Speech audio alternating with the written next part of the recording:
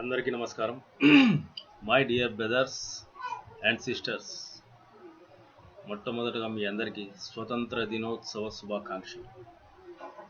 ఈసారి మనం 69వ స్వతంత్ర దినోత్సవాన్ని జరుపుకుంటున్నాం.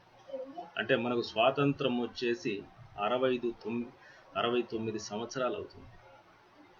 ఈ 69 సంవత్సరాల నుంచి మన స్వాతంత్ర దినోత్సవాన్ని జరుపుకోవడంలో ముఖ్యమైనటువంటి పాత్ర పోషిస్తున్నది జాతీయ జెండా, ఆ త్రివర్ణ పతాకం. మన దేశం లాంటి ఈ త్రివర్ణ పతాకం ప్రపంచంలో ఏ దేశానికి లేదు.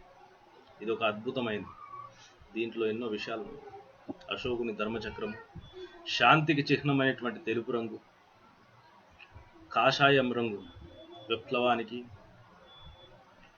పచ్చ రంగు వచ్చేసి పచ్చదనానికి ప్రతీక.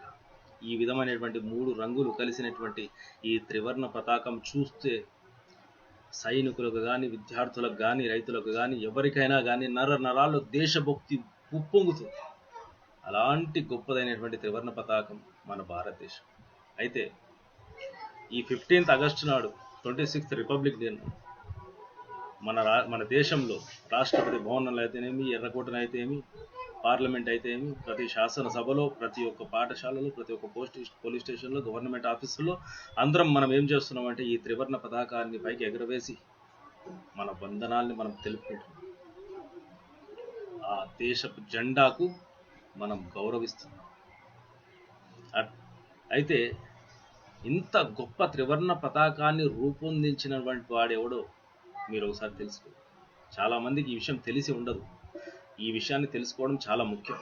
ఈ త్రివర్ణ పతాకాన్ని రూపొందించింది ఇంకెవరో కాదు, మన రాష్ట్రానికి చెందినటువంటి మన తెలుగువాడైనటువంటి పింగళి వెంకయ్య. అందుకు మనం గర్వపడాలి. అట్ ద సేమ్ టైం నిన్న 15th ఆగస్టు నాడు అందరికీ శుభాకాంక్షలు తెలపాలి. ఒక వీడియో ద్వారా ఈ స్వతంత్ర పోరాట సమర యోధుల యొక్క త్యాగాల ఫలితాన్ని మన రాష్ట్ర ప్రజలకు, మన తెలుగు వాళ్ళందరికీ అందించాలని చెప్పేసి నేను చూసినాను. కానీ ఒక విషాదంలో నేను మునిగిపోవాల్సి వచ్చింది.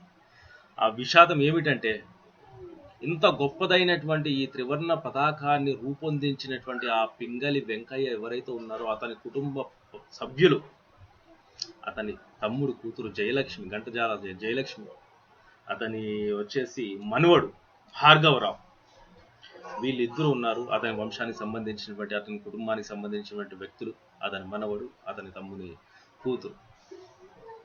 వీళ్ళు తినడానికి తిండి లేనటువంటి దయనీయ స్థితిలో ఆ పశ్చిమ గోదావరి జిల్లా ఆ ఘంటసాల పరిసరాల్లో ఆ గుళ్ళ దగ్గర అడుక్కొని తింటున్నారట. తినడానికి తిండి లేక అటువంటి కటిక దారిద్ర్యాన్ని అనుభవిస్తున్నారు వాళ్ళు.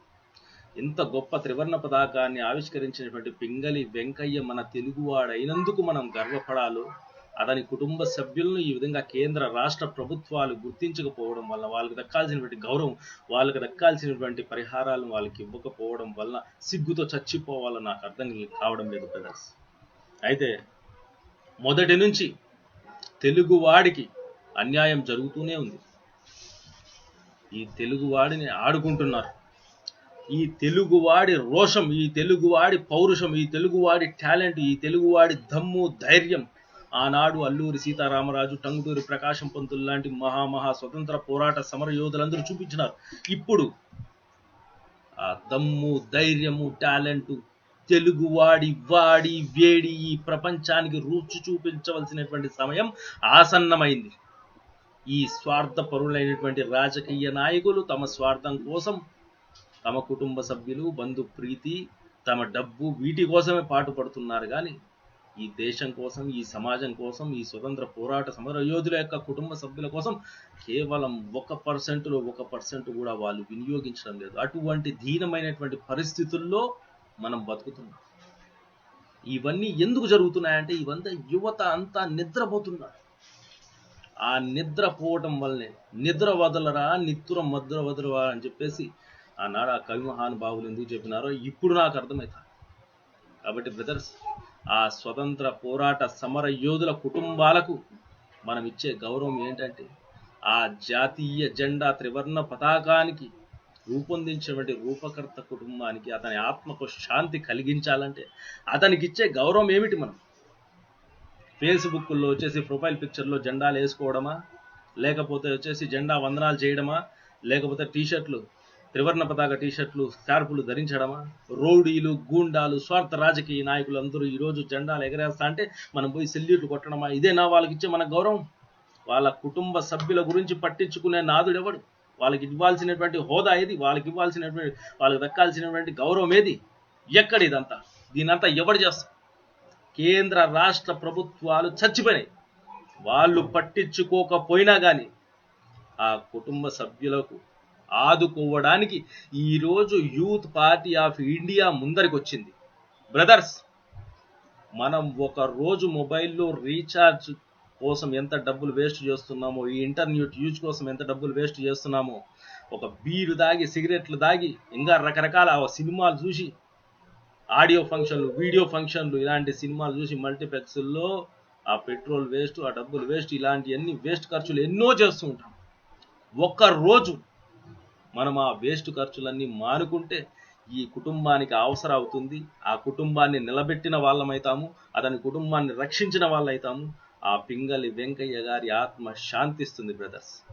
కాబట్టి బ్రదర్స్, దయచేసి నేను మీ అందరికీ విన్నవించుకునేది ఏమిటంటే, ఈ నెల లోపల ఈ పింగళి వెంకయ్య కుటుంబ సభ్యులను మేము కనుక్కొని వాళ్ళకు వచ్చేసి ఒక ఇల్లు కట్టించి, దాని తర్వాత వాళ్ళకు ఒక షాప్ లాంటిది ఏదైనా పెట్టించి వాళ్ళకు జీవనాధారం కల్పించి, అతనికి ఆత్మశాంతిని, ఆ కుటుంబ సభ్యులకు గౌరవాన్ని కల్పించి వాళ్ళు జీవించడానికి తగినటువంటి ఏర్పాట్లు చేయడానికి యూత్ పార్టీ ఆఫ్ ఇండియా పూనుకుంటుంది బ్రదర్స్. కాబట్టి ఆ కుటుంబ సభ్యులను రక్షించడంలో మీరందరూ కూడా భాగస్వాములు కండి. మీరిచ్చేటువంటి ₹1, ₹2, ₹10, ₹100 ఎంతైనా కావచ్చు, ₹100, ₹1000, ఆ డబ్బులు ఆ కుటుంబాన్ని నిలబెట్టడానికి ఉపయోగపడితే ఈ కేంద్ర రాష్ట్ర ప్రభుత్వాలన్నీ సిగ్గుతో తల వంచుకునేడుగా ఈ యావత్ ప్రపంచానికి మనం చూపించాలి. అరే, యూత్ పార్టీ ఆఫ్ ఇండియా వాళ్ళు చేసినారా, ఈ కుటుంబాన్ని నిలబెట్టినారా, జాతీయ జెండా రూపకర్త కుటుంబాన్ని నిలబెట్టి ఆ జాతీయ జెండాకు నిజమైన గౌరవాన్ని దక్కించేడుగా చేసినారా అని చెప్పేసి ఆ కుటుంబాన్ని మనం ఆదుకోవాలి బ్రదర్స్.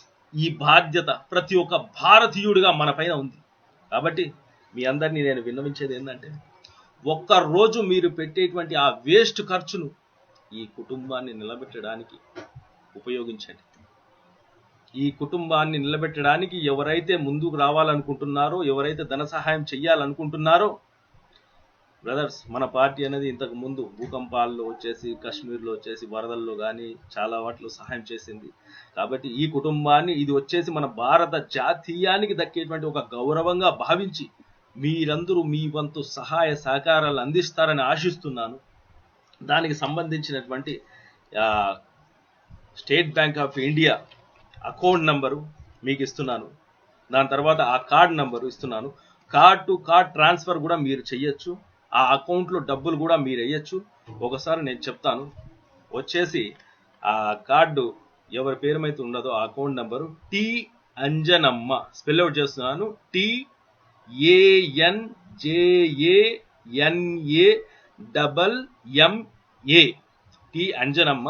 అకౌంట్ నంబర్ వచ్చేసి 343746592227.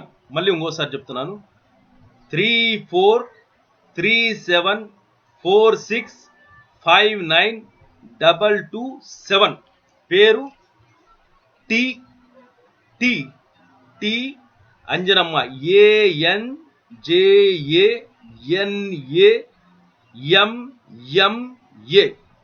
ఈ అకౌంట్ నంబర్కు మీరు వచ్చేసి మీరు ఎంత సహాయమైనా కావచ్చు, ₹1 కూడా కావచ్చు, ₹10 కావచ్చు, 100 కావచ్చు, ఎంతైనా కావచ్చు, మీ ఇష్టం వచ్చేంత సహాయ సహకారాలు.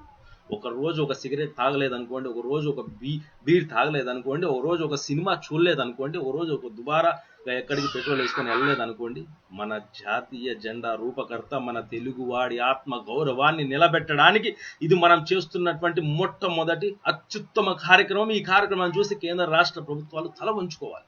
ఇంకా ఈ అకౌంట్ నెంబర్ నేను వచ్చేసి మెసేజ్ బాక్స్లో పెడుతున్నాను. ఎవరైతే సహాయం చేయాలనుకుంటున్నారో వాళ్ళు ఈ అకౌంట్ నెంబర్ కానీ లేకపోతే కార్డ్ టు కార్డ్ ట్రాన్స్ఫర్లో ఆ కార్డ్ టు కార్డ్ నెంబర్ కూడా నేను ఇస్తాను, దానికి మీరు చేయొచ్చు. కాబట్టి బ్రదర్స్, మీరు ఇచ్చేటువంటి ప్రతి ₹1 సద్వినియోగం అవుతుంది అని చెప్పేసి నేను ఇక్కడ మీకు హామీ ఇస్తున్నాను.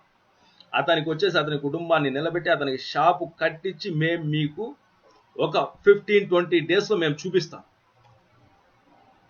జై హింద్.